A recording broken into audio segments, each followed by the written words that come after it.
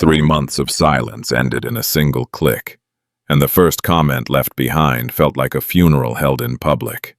The comment section reopened without warning. No announcement, no explanation. Just a quiet reversal after more than 3 months of absolute silence. And yet, within minutes, the page was filled with words heavy enough to break the composure of anyone who read them. There was no anger there, no accusations, no online theatrics, only grief. People were not arguing. They were speaking to someone who could no longer answer. They wrote as if he were still watching, still reading, still somewhere beyond the screen. They asked if he was safe. They told him they missed him. They promised they had not forgotten. Some spoke of the coming new year, begging him not to be left behind in the old one. Others asked, quietly, whether he might one day return as if nothing had happened. In that space, reality was suspended. Everyone knew he was gone. Yet everyone pretended together that he was still here. But beneath that fragile illusion, a contradiction waited to be noticed. The comments were open. The name was not. Type Yu Menglong into the search bar, and nothing appeared. No profile, no history, no trace. The platform had allowed mourning, but not memory. Grief was permitted as long as it remained isolated, contained, hidden from public discovery. This was not an accident. It was precision. A partial release of pressure, enough to let people cry, not enough to let the conversation spread. The system did not erase the pain. It simply relocated it into a corner where it could not grow teeth. And that raised a question we could no longer avoid. Was this a genuine change of heart, or was it damage control? Because what followed next did not feel like closure. It felt like escalation. Almost immediately after the comments reopened, a rumor began to circulate. It spread quietly at first, then faster, carried by screenshots, leaked images, and whispered claims that refused to die. What if the person who fell from that building was not Yu Menglong at all? What if it was someone else? In the entertainment industry, stunt doubles exist for a reason. Dangerous scenes require substitutes. Risk is outsourced. That much is publicly acknowledged. But this rumor suggested something far darker. It proposed that a double had not been used for safety, but for erasure, a scapegoat, a body meant to end questions. According to these claims, Yu Menglong had been under long-term surveillance in the days leading up to his death. There were suggestions of abuse, of injuries that could not be explained away, old wounds that would have been impossible to hide from forensic examination or public scrutiny. If those marks existed, the theory argued, then the body found that day could not have been his. And so the idea took shape, not as proof but as possibility. That he was moved, that he was silenced elsewhere, that the fall was staged to close the file. At this stage, nothing had been confirmed. No authority acknowledged the claims. No investigation reopened. Everything existed in the unstable space between suspicion and disbelief. But people believed it anyway. They believed it because trust had already been broken, because the company tied to his career carried a reputation that made such theories feel plausible, because history had taught the public what power looks like when it acts without witnesses, and because something about this case refused to rest. The more the story was suppressed, the more it mutated. The more details were erased, the more aggressively they were reconstructed by strangers across the internet. Every missing answer became fuel. And as we stood at that first visible crack in the wall, one truth became impossible to ignore. This was no longer a story about grief. It was a story about control. If the body on the pavement was not him, then where did the real Yu Menglong go? The rumor did not survive, because it was sensational. It survived because it sounded like an explanation for a silence that felt engineered. Once the comment section reopened, the internet did what it always does when it senses a sealed door has shifted on its hinges. People pressed closer. They archived screenshots. They compared old images. They zoomed into frames until pixels became testimony. They did not call it an investigation, not officially, but it moved with the same hunger, the same desperation to replace missing facts with patterns. The central claim was simple and horrifying in its simplicity. The person who fell on September 11th might have been a substitute. In ordinary production language, that word is harmless. A stunt double, a stand-in, someone trained to take impact, so the face on the poster does not have to.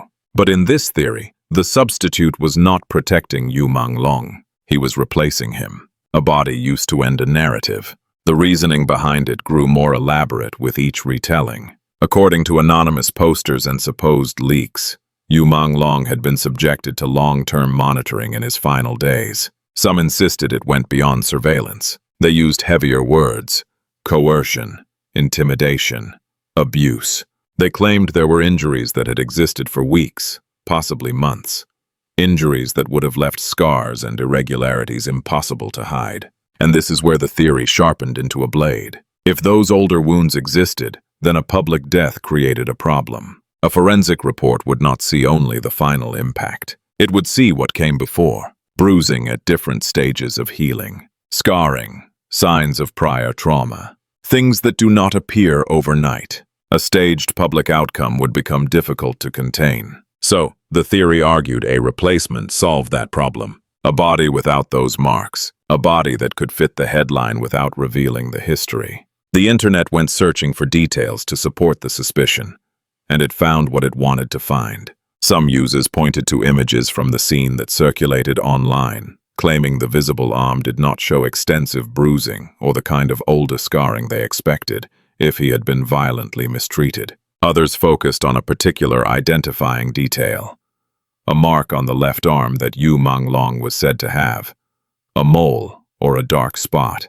In the circulated images, people insisted that area looked obscured, as if deliberately covered or positioned away from view. Even the hand became a subject of fixation, fingers curled inward, a rigid angle, a posture that some interpreted as an attempt to prevent easy identification. We have to state the obvious: none of that is proof. It is interpretation. It is pattern recognition under stress. But the reason it mattered is not whether every inference was correct. The reason it mattered is what it revealed about public perception. People were not reaching for fantasy. They were reaching for a framework that could explain why the name was treated like contraband, why the conversation was throttled, why the grief was allowed only under supervision. In that emotional climate, every missing detail becomes suspicious. Every delay becomes a cover. Every silence becomes an accomplice. And then a separate thread joined the rumor, lending it a new kind of weight. A piece of video existed that did not rely on anonymous leaks. It was tied to an official media production. Viewers identified it as the last known recording of Yu Menglong, filmed on the 10th and 11th.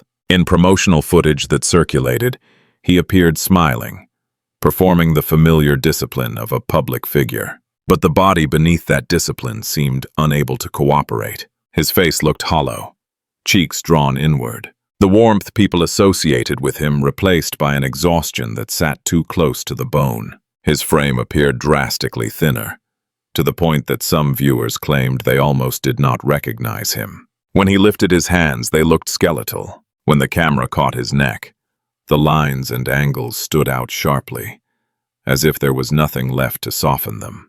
Viewers began freezing frames, zooming, comparing. Some claimed they could see marks near the corners of his eyes, faint discoloration along the face and neck that they interpreted as evidence of mistreatment. Others described his thinness not as a healthy loss of weight, but as something closer to depletion. Not dieting, not training. Something that resembled the aftermath of being trapped under sustained pressure. Again, we must be careful. A video is not a medical report. A trailer is not an autopsy. Lighting can distort. Stress can manifest visibly. Illness can mimic abuse. And yet, the emotional response to the footage was immediate, because it seemed to confirm a single grim idea.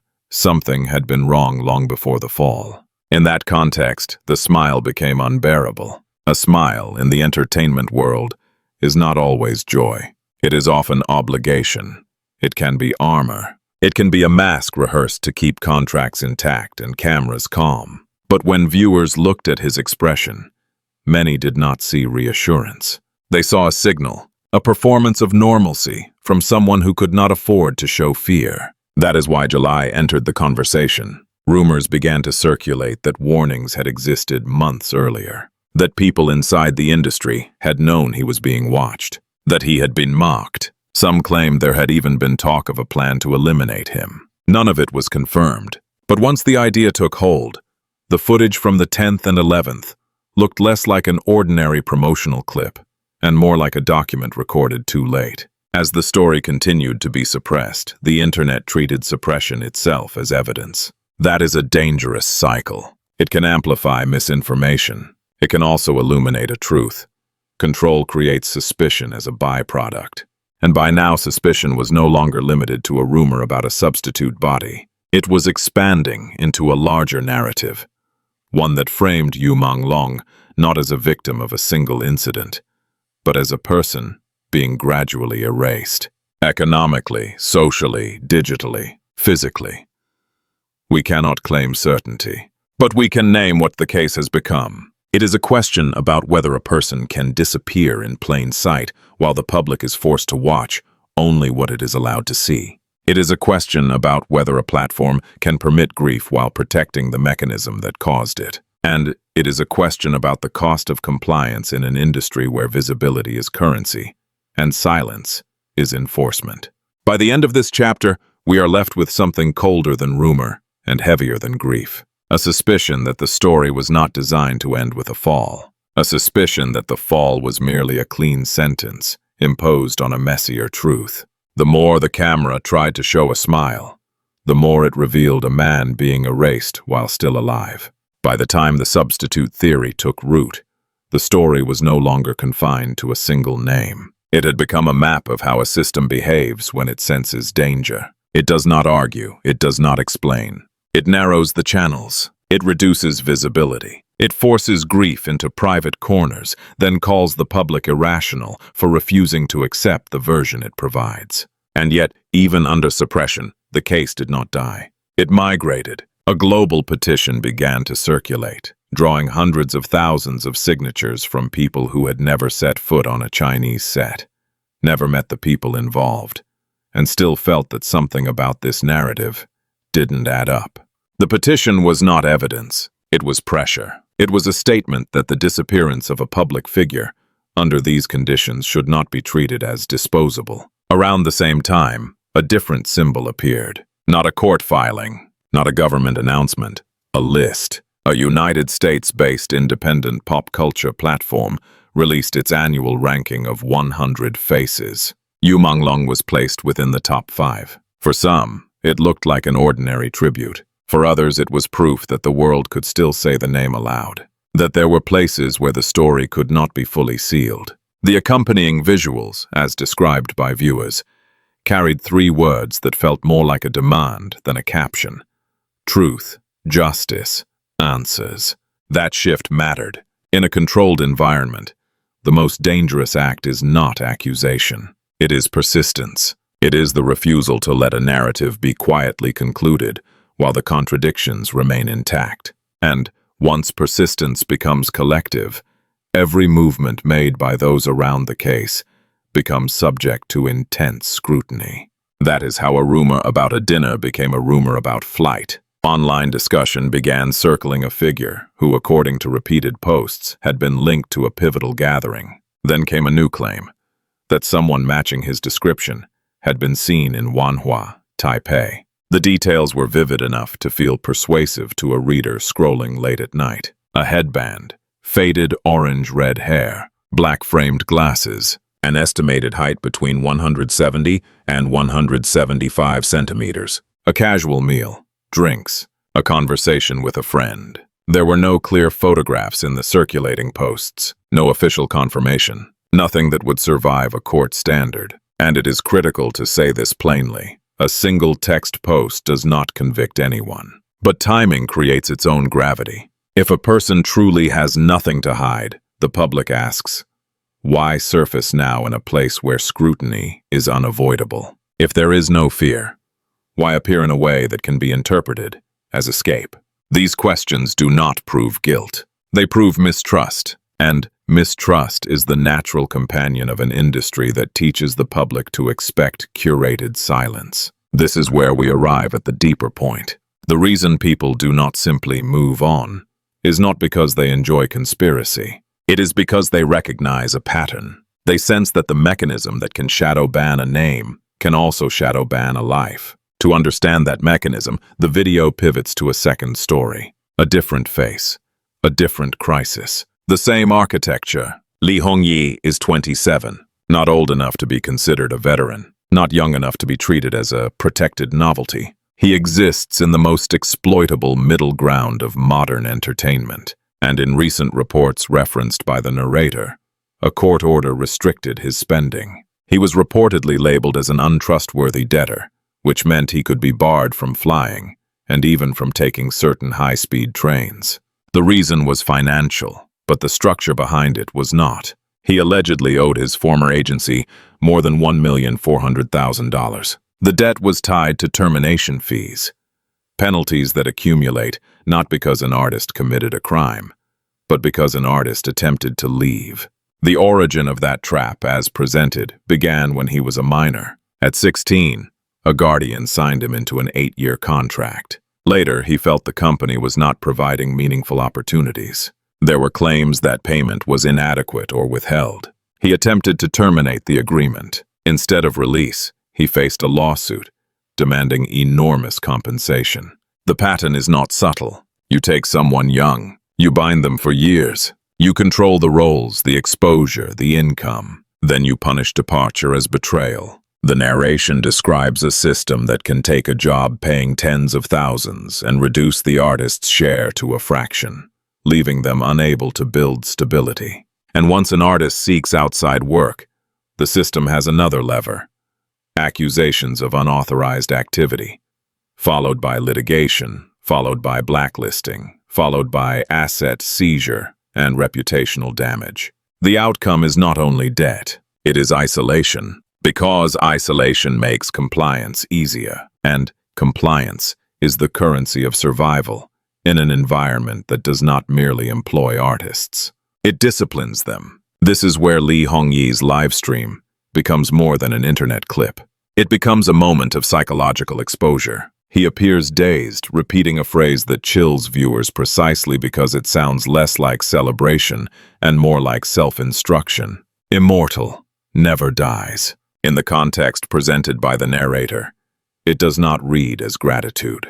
It reads as a mantra, something you say when you are trying to convince yourself that you will outlast the machinery surrounding you. Something you repeat when you have learned that career pressure is not the worst thing that can happen. Because the worst thing is disappearance. The story grows heavier as it mentions his family circumstances: a mother fighting leukemia, a father recovering from kidney surgery, a young man filming without rest, not for status, but to keep up with obligations he did not design. And even in a live stream, the narrative claims he cannot fully disable monetization features. In other words, even his public face is not fully his.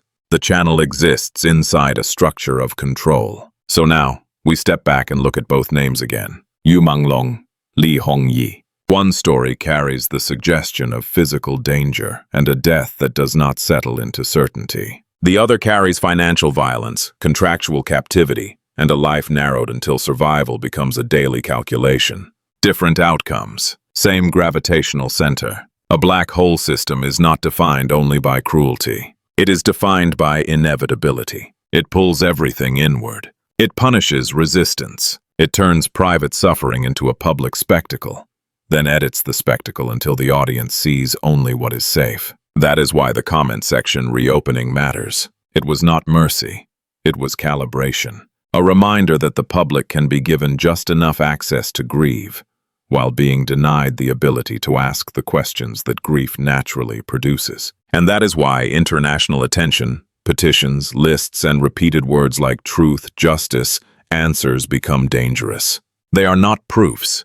They are persistence. They are the refusal to let the system determine what deserves to be remembered. The narrator ends where all such stories end, with a direct appeal. A request that viewers say a word, share a clip, keep talking. Not because the internet is always correct, but because the internet is difficult to fully erase. Because every time a name is spoken, it becomes harder to bury. And in a system where silence is engineered, speaking is not only commentary, it is resistance. When an industry can silence a name, it can also silence a witness. And the next disappearance will not need a rooftop.